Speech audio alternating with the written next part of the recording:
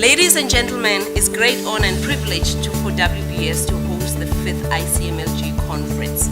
Again, I'd like to extend a warm welcome to each and every one of you. Judge King is recognized internally as an expert on corporate governance and sustainability. As an arbitrator and mediator, he was the South African judge at the ICC Court, International Court of Arbitration in Paris for 8 years. He's acted as an inspector for many companies and a commissioner of inquiry for affairs of various organizations. He's chaired many meetings in many countries regarding the rearrangement of shareholders' interest. For those of you who are not from South Africa, you may or may not know that it was 1992 when Mr. Mandela was released from prison. And the majority of my fellow citizens in South Africa were now going into the mainstream of our economy for the first time. And they had no guideline as to how to direct or how to manage. So the Institute of Directors, the South African Institute of Chartered Accountants, the Law Society, all of them asked me if I would form a committee and write those guidelines because of my background. In 1992, I formed the committee, which was very reflective of our Rainbow Nation.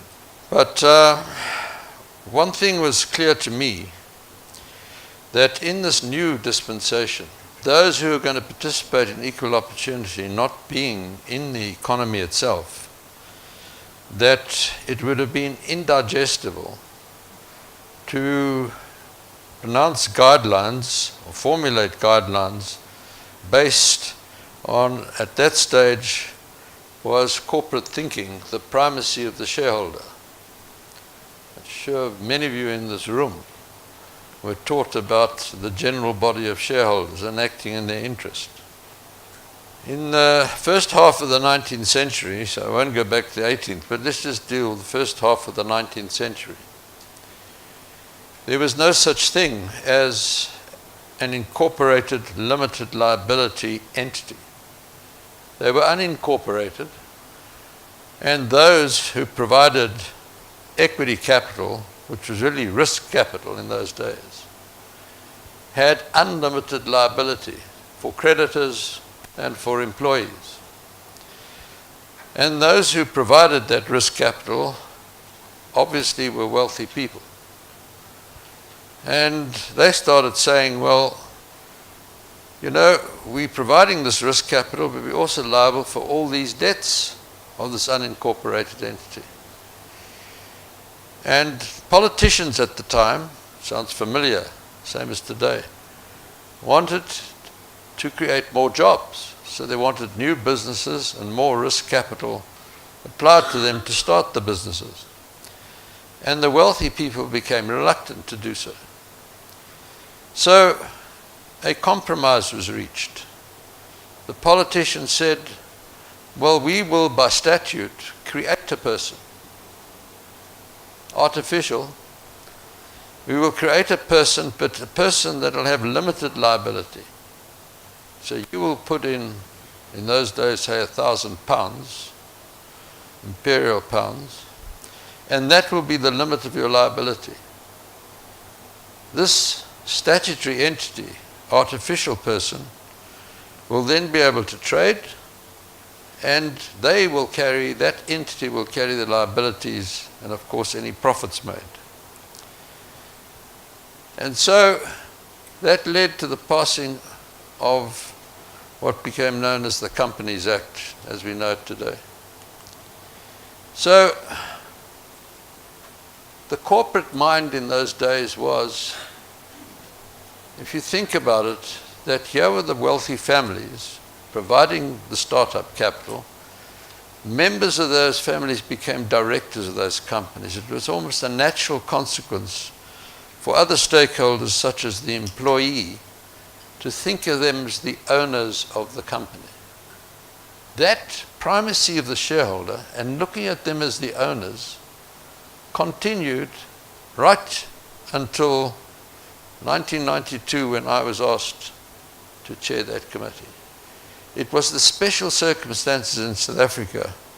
It was clear in my mind that I had to steer this collective mind of this committee away from this concept of the primacy of the shareholder, because to have developed a guideline which had the primacy of the shareholder would have been indigestible in the new South Africa. We came out, we, the King Committee as it became known, assume my name, with the first guideline in the world that the directors have a duty to the company. In making decisions in the best interest of the company, they should take account of the legitimate and reasonable needs, interests and expectations of the stakeholder groupings linked to the company and pertinent to the business of that company. And the directors become the heart, mind and soul of the company. And that starts giving content to the duties of good faith, care, skill and diligence. What was happening around the world, and investigated by these researchers in Boston, was something extraordinary. That the market capitalization of companies, looked at in S&P 500 as some of the world's iconic companies, that 80% in the 70s made up of the market cap were additives in a balance sheet according to financial reporting standards. By 2045, we're going to have 9.3 billion people on planet Earth. And yet we are using, have used and continue to use natural assets faster than nature is regenerating them. So it's not an option anymore to carry on business as usual.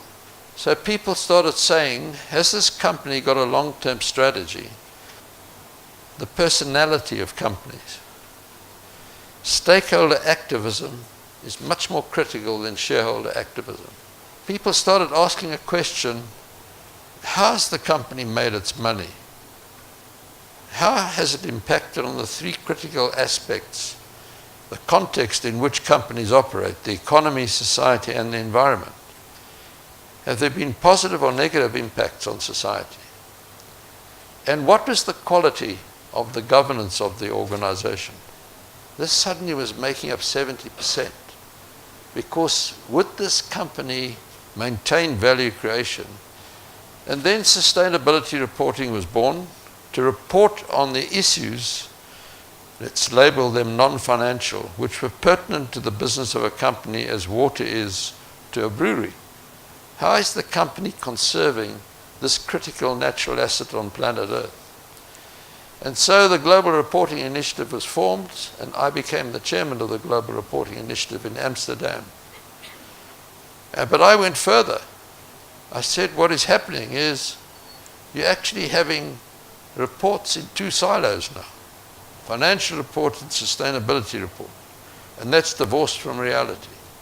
These things are interconnected, interrelated, integrated is the word I used, 24/7. This led to a meeting of these world bodies, and it was agreed we needed to adopt what we had recommended in 2009, integrated thinking and doing an integrated report. So the framework shows that the company actually works with 6 sources of value creation. Today, we've moved away from that shareholder-centric model of Henry Ford to a stakeholder-centric model, and looked at sources of value creation and considering the needs, interests, and expectations of stakeholders. We've moved away from what I call the free part of the free economy, where society and the environment absolutely subsidizes the monetary bottom line. On the 11th of January this year, absolute breakthrough, because what they said, and what we adopted in 2009 in South Africa, they said there should be global adoption of integrated thinking and doing an integrated report. So strategy is no longer thinking just on your output. One has to strategize and think about the outcomes of your product or your service. So in King 4, we said that there's some basic principles of good governance. And it was a stepped approach right through to outcomes. So listed companies were asked, have you complied with the King report? And none of you in this audience can say that an organization is achieving those outcomes is not practicing good governance. If you achieve those outcomes, you actually are showing the outcome establishes that internally you're practicing quality governance. So there's 16 principles in King 4, the fourth iteration.